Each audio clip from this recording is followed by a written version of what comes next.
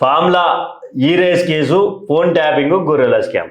కాళేశ్వరం పంచాయతీ అనేది పక్కన పెట్టి ఇంకా ఈ దీనిల మీద పడతారు. ఇవన్నీ ఏం మర్చిపోనికే? ఒకటి అర్థమవుతుందా మీకు? ఏం మర్చిపోనికే తెలుసా ఇవన్నీ? ఈ పంచాయతీ, ఈ కథ, కార్ఖానా, కాంగ్రెస్ వాళ్ళ అడావిడి, బీసీ రిజర్వేషన్ల మీద ఢిల్లీకి జంతర్ మంతర్ కాడ పోయి కూసునుడు, ఈడ రిపోర్ట్ తెప్పించుడు. ఇప్పటికిప్పుడు ఎందుకు తెలుసా? పిచ్చోళ్ళని చేస్తురు.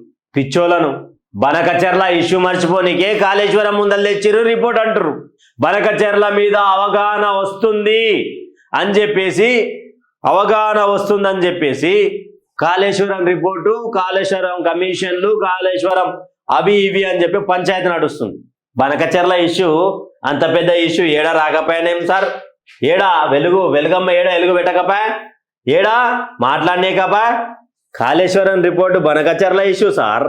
కప్పిపుచ్చనికే బనకచెర్ల మీద మన్ను పోసి, జేసీబీలంతా మన్ను పోసి, కాళేశ్వరం పక్కనున్న కాళేశ్వరం తప్పులు లేని కాళేశ్వరంలా తప్పులు జరిగినాయి. కానీ విచారణ ఎంత చట్టబద్ధంగా చేస్తామనేది ప్రశ్న.